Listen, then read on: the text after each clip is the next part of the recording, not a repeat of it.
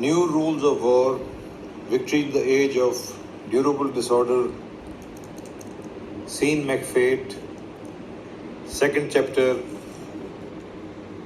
Durable Disorder.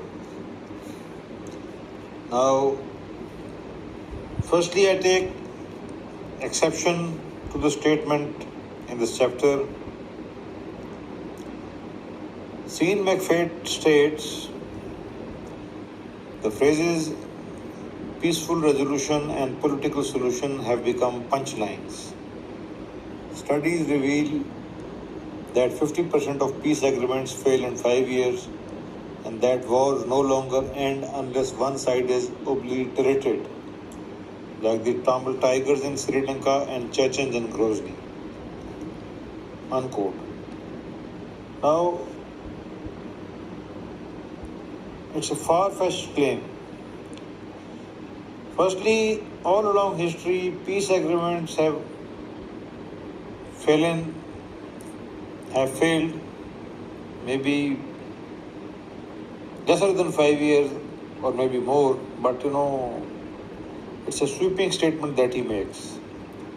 Now, both Chechens and Tamil Tigers were not totally obliterated.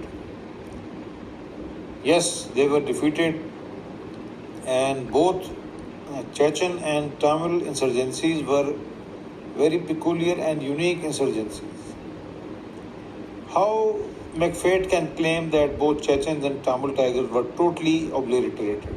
It's a far-fetched and a fallacious claim. Firstly, both the Chechens and Tamil Tigers were fighting an impossible war with no major foreign state backers and in an extremely limited and constricted area where they were defeated. Chechens, after all, remain good proxies of the Russian state. And Tamils, yes, militarily they were defeated, but you cannot say that Tamil Tigers were totally obliterated. I don't know how he makes such statements.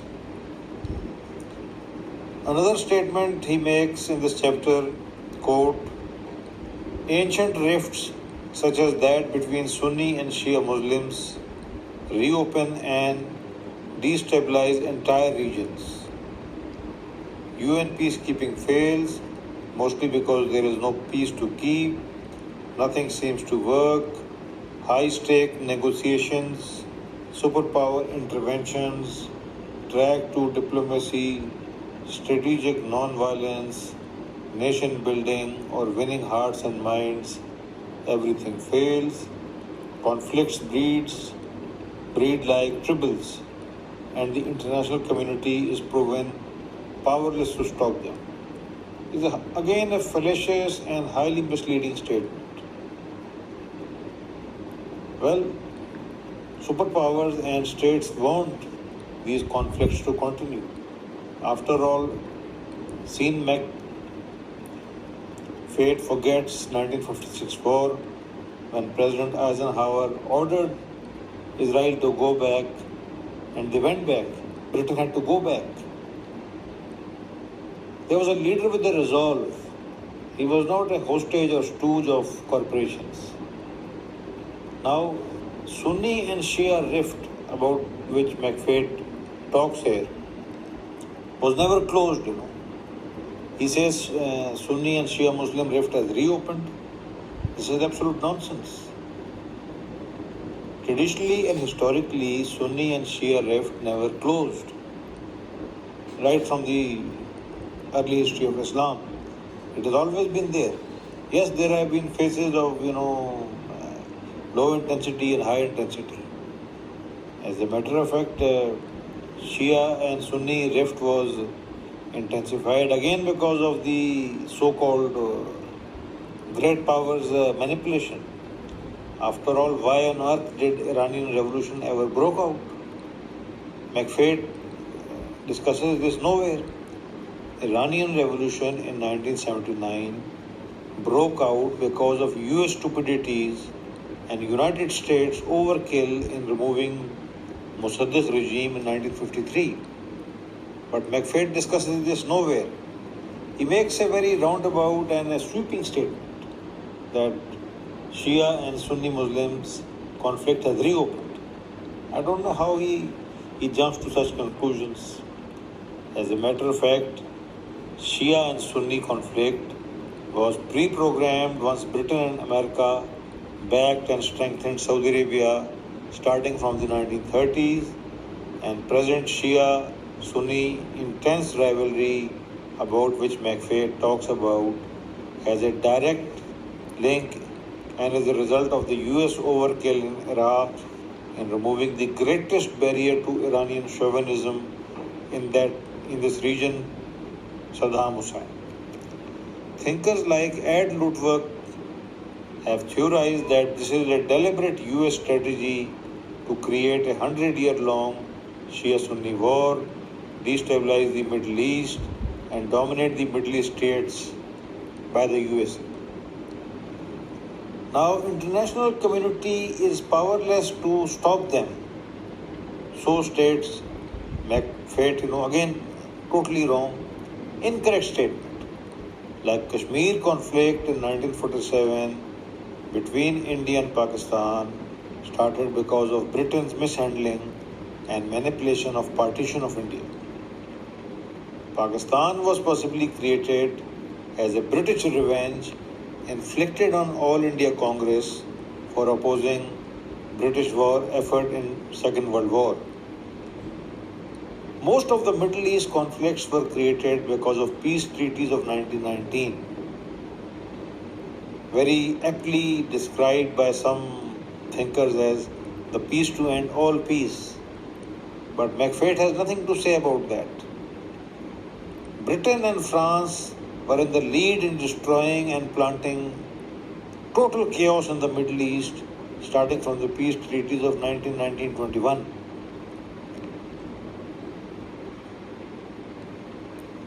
Mcfates sees some design, but he does not bring it out. Similarly, conflicts in Africa have close links with colonial policy. Vietnam and Korean conflicts were created again by both USA and the USSR in their mad rivalry for so-called global domination. Again, there was a design to it. To date, many major states support highly rabid and extremist groups. Like in Pakistan, one great state wants to counter another great state, so-called major state, by disrupting their plan to create an independent Kashmir. So one so-called major power wants an independent Kashmir, and one so-called major power is supporting groups in Pakistan who are against independent Kashmir. So there is again a very clear design here. There is no chaos, but Mcfates doesn't bring it out. As a matter of fact, there is nothing without a design and history, but our author does not bring it out. Now he makes another wild claim in this chapter. He states the number of armed conflicts has doubled since World War II, and research shows that Americans were substantially safer in the Cold War years than they are today. Now, how he can make such wild statements. Conflicts in Second World War are nothing compared to the massive bloodshed that took place in the First and Second World War. As a matter of fact, casualty-wise, conflicts have become very small. I don't agree with this at all. Now he states that Americans were substantially safer in the Cold War. I don't know how he makes such statements. For example, in Pakistan, I think only one American was killed by so-called terrorists in 1995 or so in Karachi. And I have seen Americans traveling without much escort in Pakistan and never attacked. There is a design to it, definitely. If somebody was killed, if a Russian was killed in Afghanistan, Americans were backing the proxies who were killing those Russians. And there is a very important reason why Americans are not killed, because the Pakistani state, for example, or even the Russians or anybody, they don't want to provoke the other state, America in this case, by killing any American citizen.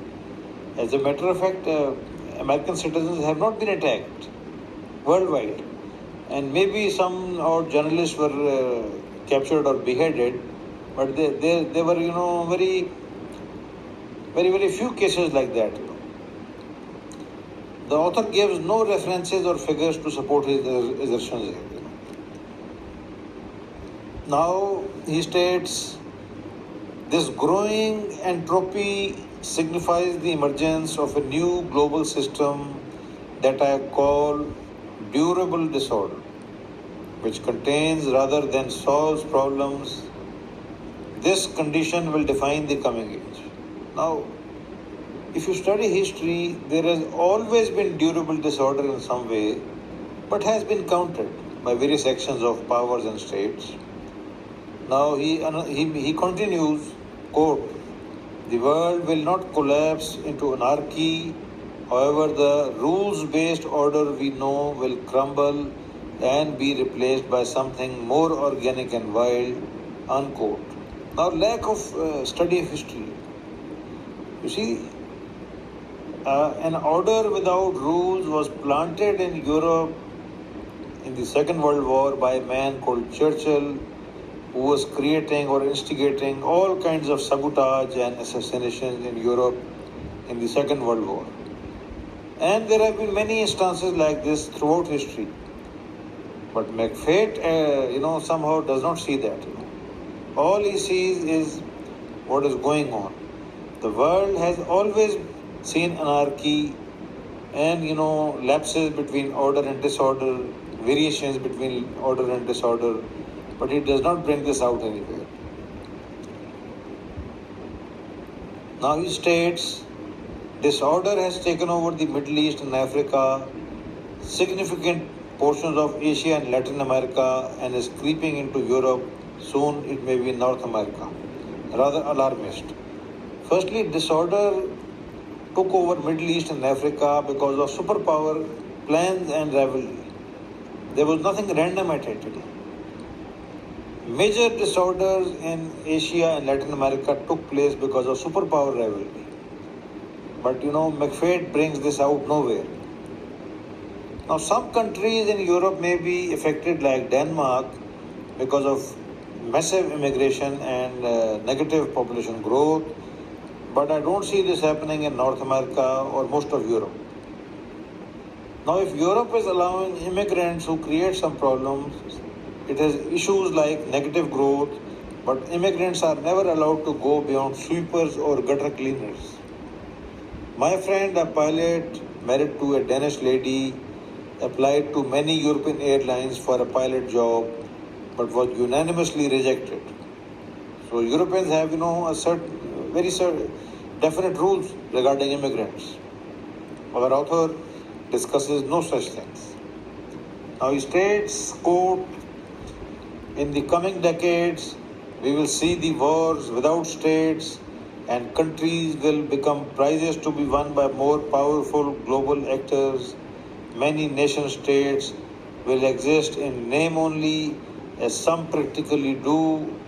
Wars will be fought mostly in the shadows by covert means, and plausible deniability will prove. Blah blah, unquote. Now, Mcfates does not see that many nation states in history have existed only in name, dominated by some mafia, some establishment, a very small minority. Now he says wars will be fought mostly in shadows. This has always been the case if you study guerrilla warfare. Always proxy war has been a very potent tool of states against states, and there has been and there is no war without a state sponsor.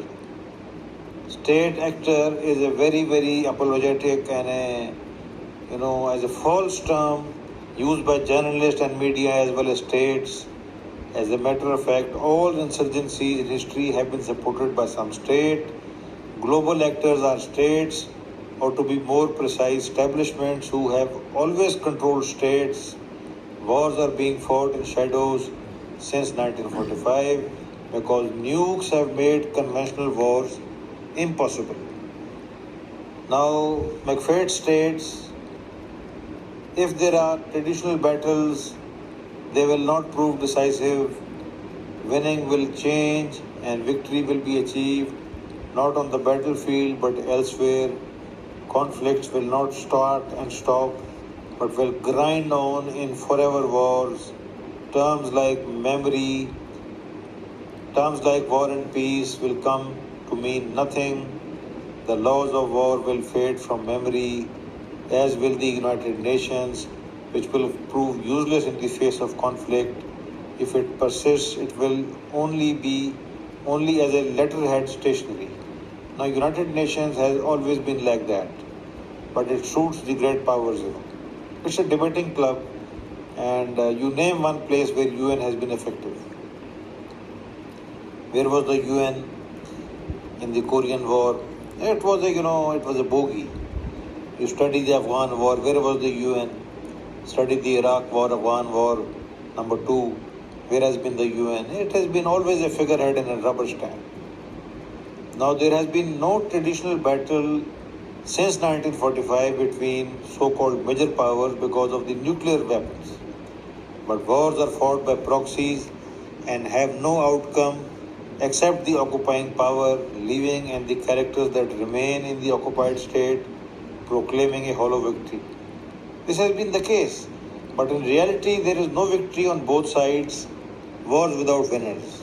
The concept of victory has changed, but definitely one side loses and one side gains.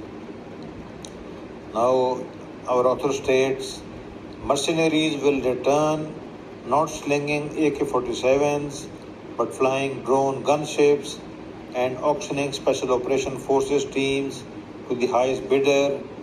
Some may take over countries, ruling as kings.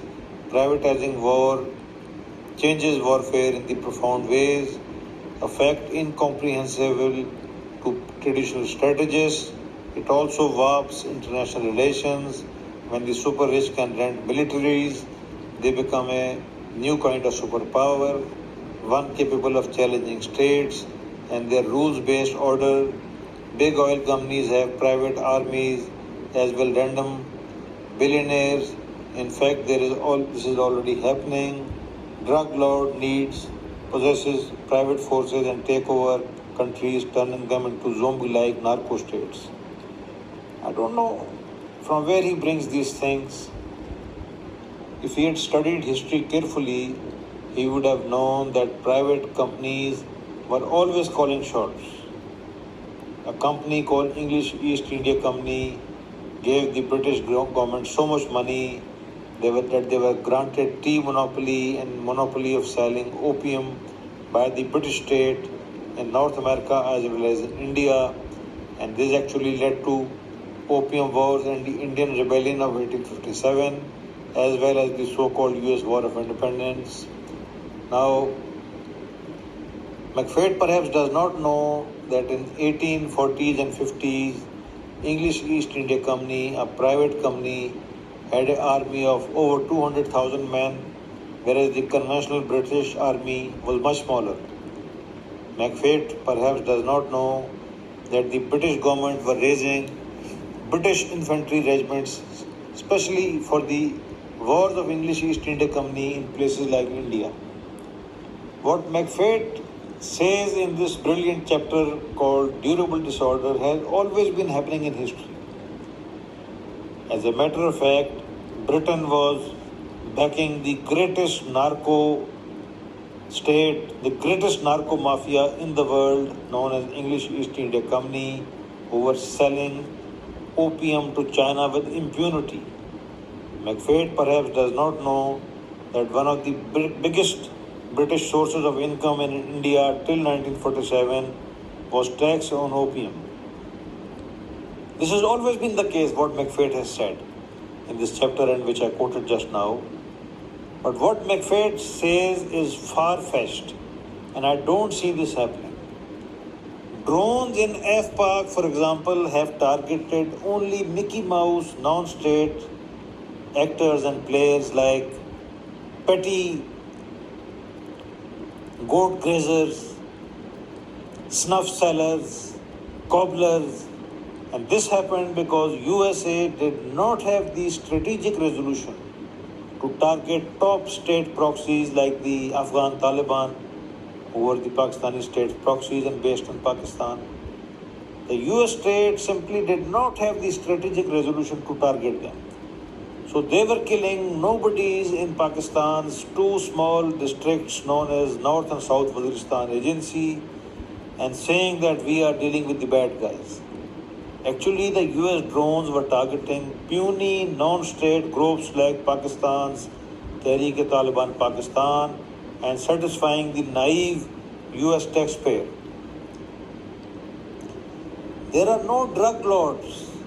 I totally disagree with our author's contentions.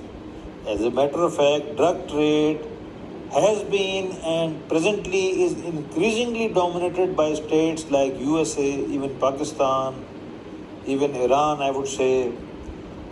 Now, these states have been controlling drugs in Afghanistan, where the state decides who's the big drug lord. Or even in Pakistan, the Pakistani military establishment or the agencies or the state decides who's the big drug lord.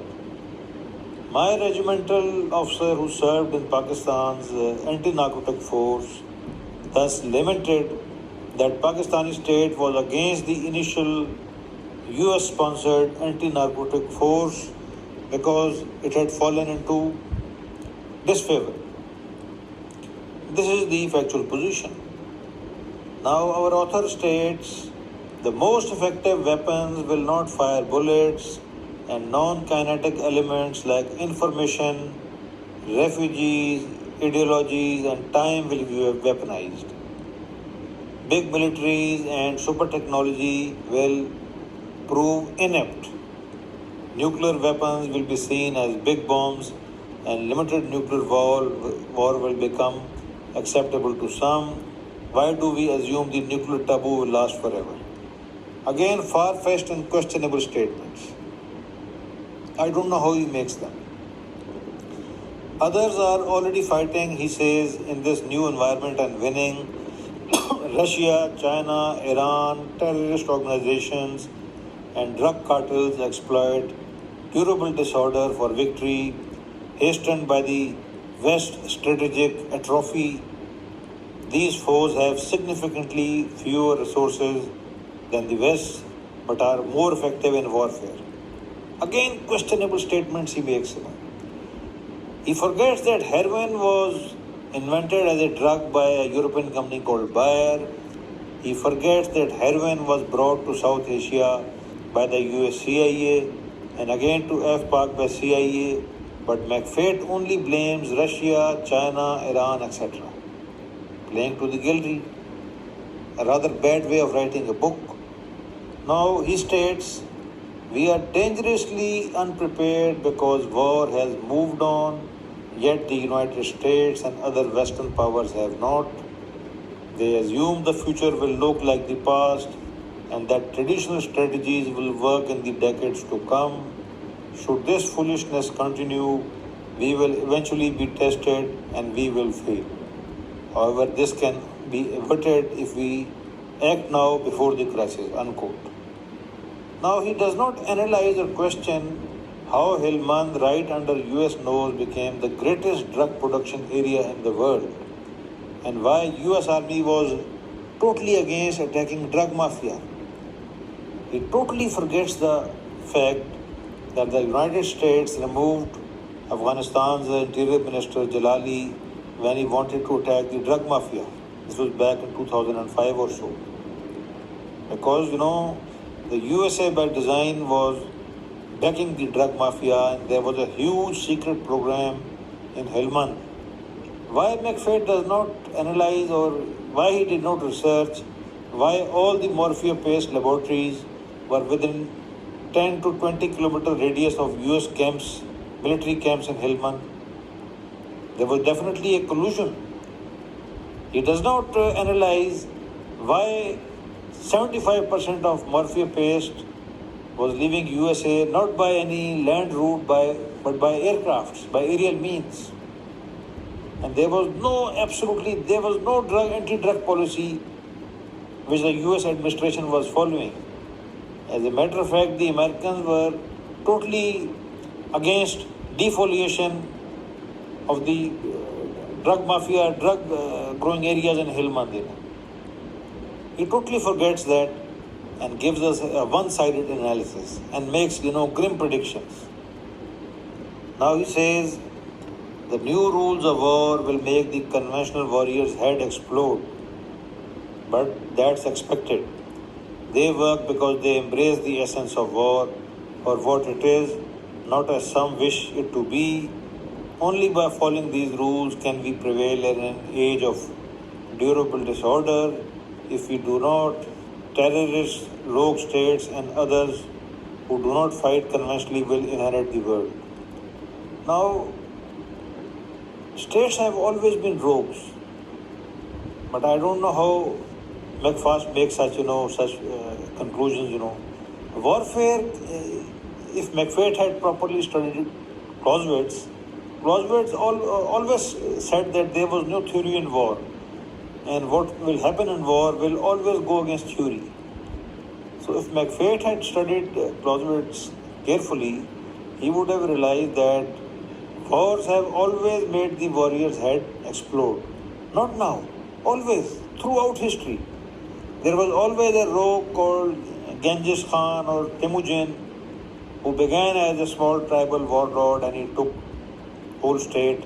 There was always rogues like the English East India Company who came as traders and took over whole of India and had an army larger than any state like Britain, and who were giving, interest-free loans to the British government so that the British government should give them sole monopoly of selling tea in North America and India and opium in China and all over Asia.